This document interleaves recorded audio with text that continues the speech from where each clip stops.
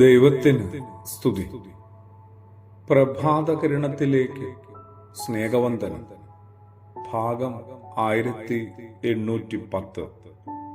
ഇന്ന് ഡിസംബർ മാസം 14-ാം തീയതി 349-ാമത്തെ ദിവസത്തിലെത്തി. സുവിശേഷത്തില് ഇത്രത്തോളം നിശബ്ദനായ മനുഷ്യര് യൗസേപ്പിനെ പോലെ മറ്റാരുമില്ല എന്ന് പറയേണ്ടി വരും.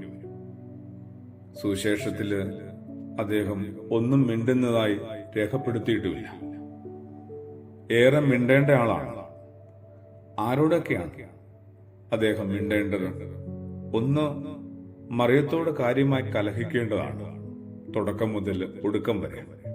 പിന്നെ ഇതിനൊക്കെ ഇങ്ങനെ എന്നെ തെരഞ്ഞെടുത്ത് എന്നെ വലിച്ചിഴച്ച വഴിയാധാരമാക്കിയ ദൈവത്തോടും. നീതിബോധമുള്ള പിതാവാവട്ടെ, ദൈവം തന്നെ ഏൽപ്പിച്ച നിയോഗവും ദൗത്യവും തിരിച്ചറിഞ്ഞിട്ടുണ്ട്. അതുകൊണ്ടാണ് പരിഭവങ്ങളും അതല്ലാതെ മിണ്ടലുകളോ ഒന്നും നടത്താത്തത്.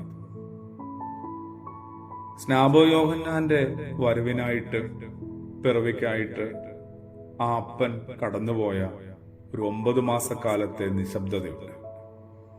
ക്രിസ്തുവേശുവിന്റെ വരവിനായിട്ട്, അവന്റെ പിറവിക്കായിട്ട്, പിന്നീടുള്ള ജീവിക്കാനും നിലനിൽക്കാനായിട്ടുള്ള മുഴുവൻ പലായനങ്ങളെയും ഓർത്താൽ യൗസേപ്പ് എന്ന് പറഞ്ഞ പിതാവ് സ്വീകരിച്ച ഒരു നിശബ്ദതയ്ക്ക് എന്തുമാത്രം കനമുണ്ട്, ആഴമുണ്ട്.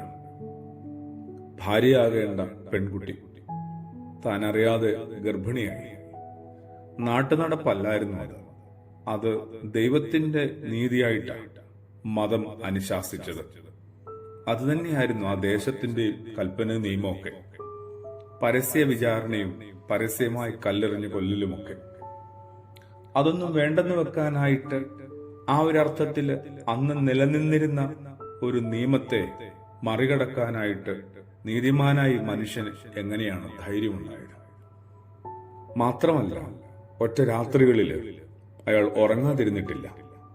ഒരു കൈവെള്ളം നിറയെ സ്ലീപ്പിംഗ് പിൽസ് എടുത്ത് വിഴുങ്ങിയാൽ പോലും ഉറങ്ങാൻ പറ്റാത്ത ഒരു നിമിഷത്തേന് കണ്ണടച്ചാല് ഭീകര സ്വപ്നങ്ങൾ ദൃശ്യങ്ങളായി കടന്നു വരുന്ന നമ്മൾ മനുഷ്യർ.